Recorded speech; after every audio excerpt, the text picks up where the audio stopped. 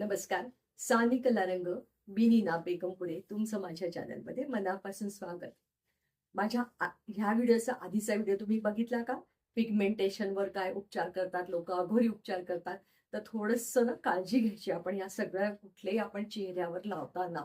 कारण मग त्याच व्हिडिओमध्ये जर मी केलं असतं ना तर थोडंसं व्हिडिओ लांबला असता. तर त्यांनी काय केलं की पिगमेंटेशनसाठी त्यांना कोणतरी सांगितलं की तुम्ही कापूर लावा. तर कापराचे खूप खूप छान उपयोग आहे. पण कुठला कापूर? आजकाल पूजेमध्ये किंवा पूजा साहित्याच्या दुकानात जो एवढ्याशा डबीत मिळतो तो कापूर नाही. तो कापूर कसा बनतो म्हणजे तो त्याच्यामध्ये बऱ्यापैकी भेसळ असते. काय भेसळ असते मी तुम्हाला नंतर व्हिडिओमध्ये सांगणारच आहे. पण आपल्याला जो वापरायचा आहे तो भीमसेनी कापूर.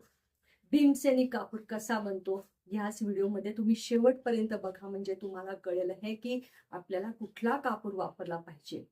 त्यांनी चेहऱ्यावर मग कुठला तरी तो आणला पूजा साहित्यामध्ये होता तो, आणि तो लावला आणि त्याच्यामध्ये आणखीन केमिकल रिॲक्शन होऊन चेहरा आणखीन काळवंडात गेला. तर असलं काही करायचं नाही. आपल्याला जो वापरायचा आहे तो शुद्ध कापूर वापरायचा आहे. शुद्ध कापरामध्ये अतिशय छान गुणधर्म आहेत. पण छान गुणधर्म आहे म्हणून तुम्ही अगदी त्याचं म्हणजे कुठल्या गोष्टीचा अतिरेक नाही करायचा. आपल्याला बॅलन्स ठेवायचा आहे.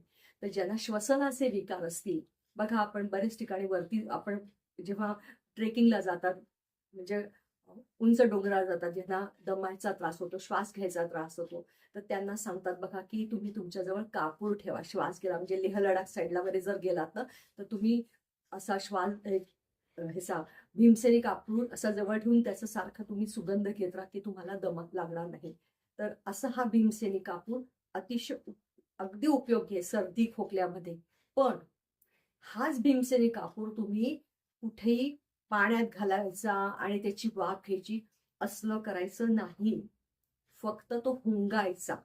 पुरचुंडी बांधा, पुरचुंडीत असं खूप वेळ नाही, हुंगायचा, बाजूला ठेवायचा.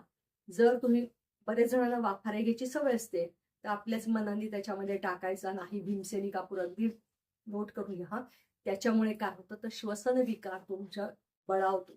तर ज्यांना दम्याचा त्रास आहे त्यांनी असले काही प्रयोग करू नका. फक्त हुंगायचं आहे बरं का आपल्याला कापूर.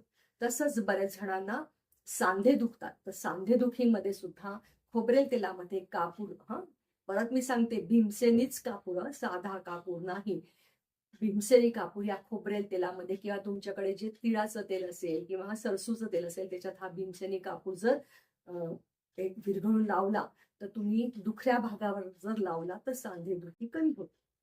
तसंच केसासाठी सुद्धा, केसात जेव्हा कोंडा होतो तर तुम्ही खोबरेल तेलामध्ये आपले भीमसेनी असतो कापूर, त्याची पावडर करा आणि ती छान मिसळा आणि छान मुळांशी असं चोळा. तर जेणेकरून तुमच्या आता पावसाळ्यामध्ये तर खूप कोंडा व्हायचं प्रमाण जास्त होतं, थंडीमध्ये पावसाळ्यामध्ये. तर तुम्ही असं भीमसेनी कापूर आणि खोबरेल तेल छान एकत्रित करून छान मुळाशी हे करा की जेणेकरून तुमचा कोंडा दूर होईल. हे त्वचेसाठी सुद्धा बऱ्याच ह्याच्यामध्ये वापरतात, पण तो खूप सौम्य पद्धतीने ह्याच्यात वापरला पाहिजे चेहरा हे करताना. कारण काही जणांना ॲलर्जी होऊ शकते. कुठेही डायरेक्ट असा वापरू नका, म्हणजे चेहऱ्यावर. डोक्याची आपली ही स्किन आणि ह्या स्किनमध्ये फरक असतो, तेव्हा इथे लावताना तुम्ही थोडासा इथे लावून बघा, काही ॲलर्जी होते का, हुळहुळतोय का, आग होते का, किंवा लाल चट्टा उमटतोय का, हे आधी ऑब्झर्व करा. आणि तर मगच तुमचे काय कापूर बिपूर लावायचे. कारण ज्यांनी लावले ना ते म्हणाले हो असे खूप चट्टेच्या चट्टे. कारण तो जो कापूर होता तो अगदी भेसळीचा कापूर होता. आजकाल एवढं काय त्या डबीमध्ये मिळतो तो काय 50 रुपयाला वगैरे छोट्या छोट्या वड्या असतात बघा आपण. तर ह्या आपण पूजेमध्ये वापरतो, आपल्या देवाला आवडतं म्हणून. हा भीमसेनी कापूर आपण आरतीमध्ये पण वापरतो, तर त्यांनी सुद्धा घरातील हवा शुद्ध होते किंवा कीटक दूर होतात. असा हा भीमसेनी कापूर तुम्ही नक्की वापरा. तो कसा बनतो तो मी तुम्हाला दाखवते व्हिडिओमध्ये. आणि तुम्हाला जर व्हिडिओ आवडल्यास नक्की लाईक करा, शेअर करा, सबस्क्राईब करा. कारण हे अगदी लोकांपर्यंत पोचणं गरजेचं आहे. कारण आपण जी दुकानात मिळते कापराची डबी तीच खरा कापूर आहे समजतो, आणि मग ते काय काय इकडे लावतात, तिकडे लावतात, तिकडे लावतात. तसलं काही करायचं नाही. अगदी थोडा खर्च झाला तरी चालेल. भीमसेनी कम्पेअर टू त्या कापरापेक्षा ह्याच्यापेक्षा भीमसेनी कापूर थोडा महाग असतो, पण शुद्ध स्वरूपातलाच तुम्ही कापूर आणायचा आहे आणि तो तुम्ही वापरायचा आहे. कशासाठी? तुम्हाला श्वसनाचा त्रास होत असेल तर, कोंडा झाला असेल तर, किंवा खाज सुटली असेल तर, आणि सांधेदुखीमध्ये या भीमसेनी कापुराचा वापर करायचा आहे. चला तर बघूया हा कापूर कसा बनतो. तुम्हाला मी व्हिडिओमध्ये विस्तृत ह्याच्यात दाखवत आहे, म्हणजे तुमचा विश्वास बसेल की आपण कुठला कापूर वापरला पाहिजे. चला तर. पूजेत वापरला जाणारा कापूर क्षणात जळून जातो, पण त्याची काही राख वगैरे होत नाही.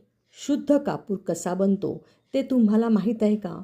शुद्ध भीमसेनी कापूर हा काही कुठल्या फॅक्टरीत तयार होत नाही. तो एका विशिष्ट झाडापासून तयार केला जातो.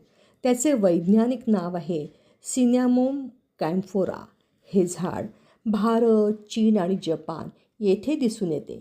या झाडांच्या पानांना, फांद्यांना कापराचाच वास येतो बरं का. झाड पुरेसे मोठे झाले की त्याचे लाकूड कापून त्याला सुकवतात आणि मशीनच्या साहाय्याने चौकोनी तुकडे करतात. नंतर हे तुकडे एअरटाईट कंटेनरमध्ये टाकतात. तेथे तिला उष्णता दिली जाते. उष्णतेमुळे लाकडात असलेला कापूर वाफेच्या रूपाने बाहेर पडतो.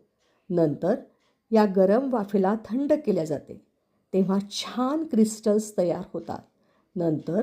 नंतर त्याची बारीक पावडर केल्या जाते किंवा तुकडे केले जातात. अशा प्रकारे खरा भीमसेनी कापूर तयार होतो.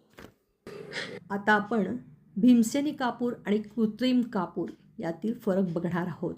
मी डाव्या साईडला भीमसेनी कापूरचं वर्णन लिहिलेलं आहे आणि उजव्या साईडला कृत्रिम कापराचं वर्णन केलेलं आहे. दोन्हीतला फरक तुम्ही नीट वाचा आणि त्याप्रमाणे तुम्ही योग्य कापूर तुमच्या आरोग्यासाठी आणा. आलं लक्षात? बघा, तुम्ही नीट वाचा बरं का हे, आणि तुमच्या आरोग्याला जपा. परत एकदा व्हिडिओ आवडल्यास लाईक करा, शेअर करा, सबस्क्राईब करा. मनापासून धन्यवाद.